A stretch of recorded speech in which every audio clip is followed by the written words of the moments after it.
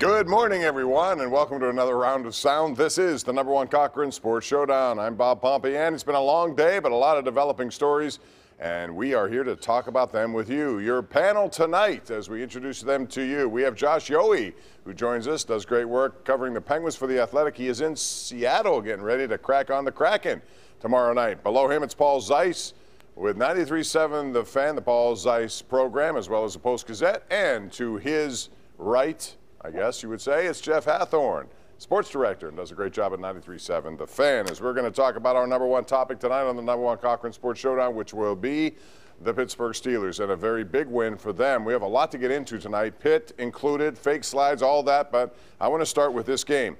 And I want to start, Paul Zeiss, with Ben Roethlisberger.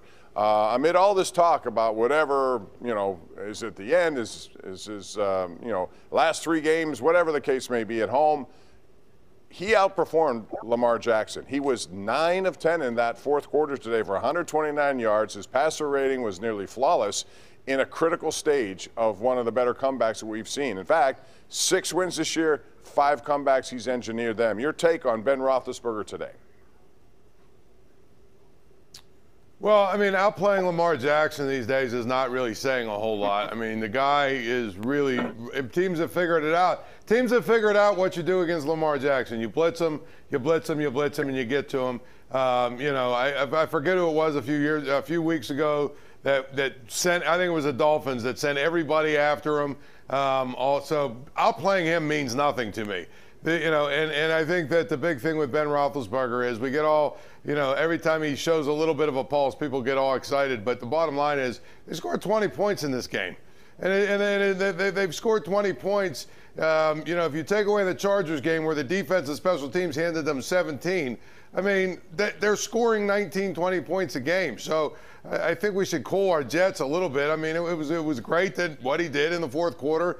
He made some throws, but off the top of my head, outside of the one throw to Deontay Johnson, I didn't see any of these magical throws that he used to make against Antonio Brown. So I think that, everybody's trying to hang on to the end here, but I'm not one of them. I feel like it's time for him to go.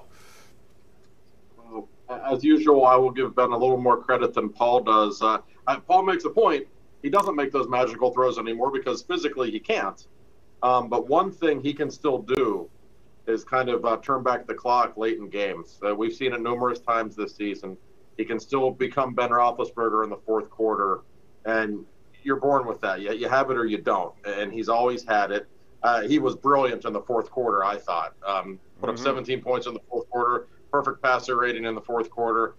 He was terrific, and I just appreciated the theater of this game. When you think Steelers-Ravens, don't you think about Heinz Field and Ben Roethlisberger bringing the Steelers back in the fourth quarter, as he's done so many times to Baltimore over the years. He did it one more time. He had some help from his teammates. I just thought it was a really gutsy effort from the Steelers. I would not have predicted this after what happened in Cincinnati the week before. I think that does something about their character, and it still starts with him, and he was really good in this game.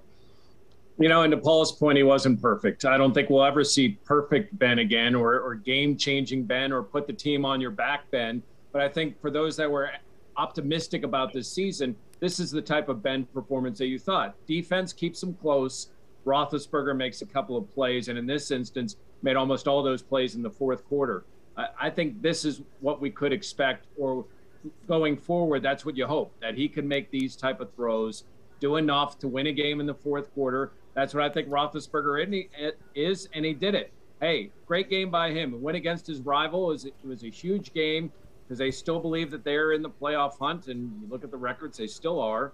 And Roethlisberger came through in the clutch for the 5th time this season and for the 10th time against the Ravens. Yeah, and I want to talk about the physicality aspect that was missing last week. Josh, last week they just got run over both sides of the ball. It's very weird. Jeff mentioned the standings. Everyone's alive, and everyone's good, and everyone's bad. It goes up and down. You never predict this stuff. But I thought the Steelers did what they had to do. They got physical in the trenches, ran the ball first and foremost, which makes life a little easier for this offensive line, which is put together with who knows what, Scotch tape and Band-Aids at this point. Yeah, what's interesting to me, what Baltimore does to teams is they wear you out. And in the fourth quarter, you just get tired of chasing Lamar around the field. Well, the Ravens defense looked a little worn out to me in the fourth quarter, and I would give the Steelers some credit for that. Their offensive line, speaking of limitations, we know it's limited, but boy, they were good in the second half, I thought. It was one of the better games the offensive line has played all season. And in terms of the physical battle, you're right.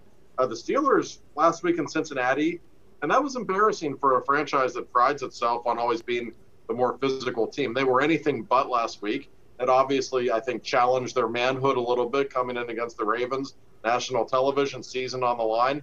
They didn't get pushed around. They didn't get pushed around at all, and I thought they were the more physical team in the second half. It's one of the best second halves of football we've seen the Steelers play in a really long time. Well, a couple of weeks ago, the Bengals actually bullied the Ravens and pushed them around and knocked them around. I think the Ravens have found a way to win 8 games, okay? But this is not a vintage Ravens team. No. I honestly, if you're going to, say to me, hey, they have 8 wins, find 2 more that they're going to get to 10. I don't know that they have 2 more definitive, especially they've lost 3 more players. What do they have, like 26 guys on the injured list? I mean, you would talk about smoke and mirrors and doing it with tape and everything else. I felt like this was exactly the kind of game it was going to be. The difference between the Ravens and Cincinnati and San Diego, the Chargers, is that those 2 teams have quarterbacks that can actually complete forward passes, at a high level and throw the, kind of throws that you need an NFL quarterback to make.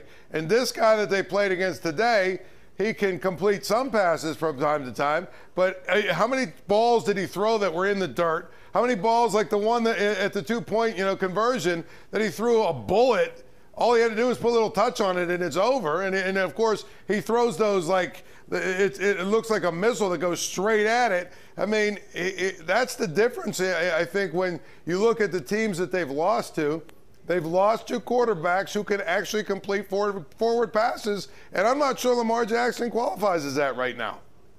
Yeah, I agree with you that the Ravens are, especially their offensive line, is not good. However, they picked off a guy off the scrap heap and Maud Adams. Who the hell is Maud Adams? They put him in the game and he makes an impact. Chris Wormley has 2.5 sacks in this game. I know it was against a not good offensive line, but I thought up front defensively, along with the offensive line performing well, especially in the fourth quarter, I thought the defensive line, especially when you add in the fact that at one point the Ravens had a 20-minute time of possession advantage, and yet the defense was able to stay fresh enough to be able to make plays. Granted, it was one play that could have been caught, maybe should have been a better throw, but they found a way to win the game with the defense where they're patching some guys together too. All right, other guys stepped up. Montravius Adams, how about him? And John LeGlue.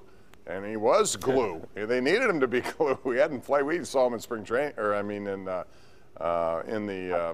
preseason, but not in games until today. Anyway, we got to take a break. When we come back, we'll talk about the 2-point conversion. Was John Harbaugh right to call it, or should he have kicked the extra point? We'll get into that. We'll talk about the Vikings, which lie ahead. That's all coming up. Plus, we'll take a look at Pitt and their win last night, and also a controversial fake slide and the ramifications that could follow. It's all coming up next, right here on the #1 Cochran Sports Showdown. We are live.